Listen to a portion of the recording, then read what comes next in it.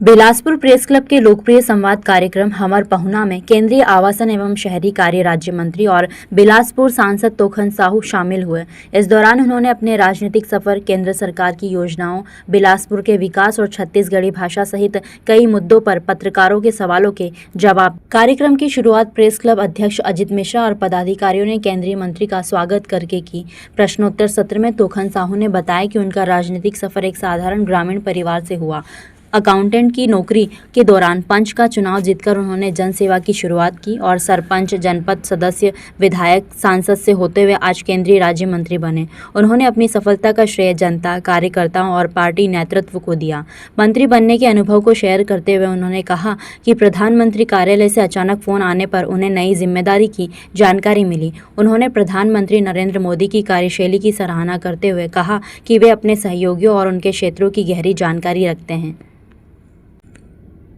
वहीं छत्तीसगढ़ी भाषा को संविधान की 8वीं अनुसूची में शामिल करने के सवाल पर उन्होंने कहा कि इस संबंध में पहल की गई है और प्रक्रिया पूरी होने के बाद सकारात्मक निर्णय की उम्मीद है। उन्होंने बताया कि वे नियमित योग करते हैं, मिलेट आधारित भोजन लेते हैं और जैविक खेती को बढ़ावा देते हैं। कार्यक्रम में बड़ी संख्या में प्रिंट, इलेक्ट्रॉनिक और डिजिटल मीडिया के पत्रकार मौजूद रहे। कई तरह के फोन आएंगे, किसी को मंत्री बनाएंगे, किसी को राज्य मंत्री बनाएंगे, किसी को विभाग सौंपा जाएगा। हमने तो कभी कल्पना ही नहीं किया था कि हम मंत्री बनेंगे। तो जब मेरे पास फोन आया तो उस समय वो दिन मंगलवार ही था, तो मैं छत्तीसगढ़ भवन में रुका हुआ था। पास में बहुत प्राचीन शिव जी का मंदिर है, तो मैं दर्शन करने गया था। बिल्कुल प्रधानमंत्री जब शपथ लेंगे तब जाएंगे, ऐसा हमारा मन में था। जैसे ही मैं वहाँ पर पहुँचा तो किसी का फोन आया और नंबर से आया, तो बोले सांसद जी कहाँ हो? मैं बोला ये छत्तीसगढ़ भवन में। तो ठीक है, आपके परिवार के कोई लोग आए हैं? मैं बोला कोई नहीं आए हैं, अकेले आए हूँ। तो ठीक है, आप पीएमओ निवास से ले आओ। तो मैं बोला पीएमओ निवास? बोले हाँ, जो कुछ है वही बात पता चलेगी, लेकिन आप किसी को लाना नहीं और किसी को बताना नहीं। तो मैं बोला ये फिर भी मजाक तो नहीं कर रहा।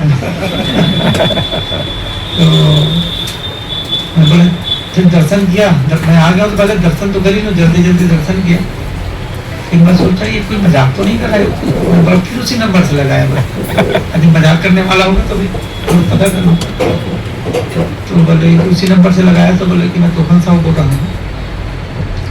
तो जिस व्यक्ति ने मुझे फोन किया था, तो क्योंकि नंबर से आया था, आवाज भी पहले बार मैं सुना था। तो अरे बोले हाँ भाई, तुम तीनों निवास से ले आओ और जल्दी चले आओ, ऐसा बोले। तो बोला ज़्यादा तो नहीं करना चाहिए, लेकिन अब सांसद तो है ही हूँ, प्रधानमंत्री निवास तो जा ही सकता हूँ। तब तक के हम लोगों को आइडेंटिटी कार्ड मिल गया था, तो मैं उसको लटकाया और धर्मजीत सिंह जी मेरे लिए नया कपड़ा सिला दिए थे कि ये तुम ही समझ लोगे। सहयोग ऐसा था कि वो उस समय वो दूसरे उसमें रुके हुए थे, वो वहीं आ गए थे नीचे में। तो चूंकि मुझे बता दिया गया था कि किसी को बताना नहीं है, किसी को लाना नहीं, तो मैं उसको बताया भी नहीं, भैया मुझे कुछ सोचना लेकिन बनाई है तब कैसे करोगे? अब मेरे पास कोई गाड़ी था नहीं वहां जाने के लिए। अब मैं किसी ओला को बुलाता, क्या करता, ऐसे करते करते फिर उसी समय सहयोग देखिए एक मेरे परिचित का आदमी आ गया, गाड़ी में वहीं उतर रहे। फिर मैंने उनको कहा भैया तुम उतरो यार, मुझे जाने दो और ये ड्राइवर बस को मेरे साथ भेजो। तो बोले जा चले जाओ। वो कुछ पूछा नहीं, भेज दी मुझे। तो उसको मैं बोला कि प्रधानमंत्री निवास चलो। तो बोले भैया मैं कभी गया नहीं। अरे चलो भाई, पूछते जाएंगे, तो उसमें क्या। फिर गए, फिर वहाँ पर सुरक्षा वाले हमने वहाँ रुका, अपना परिचय दिखाया। तो बोले कि तोखन साहब। हाँ, तो उन्होंने अपना ये रखे थे, 2-3 पन्ने ऐसे पढ़ गए। दूसरे पन्ने में लिख दिया तोखन साहब। हाँ बोले सर आइए सर, आइए सर।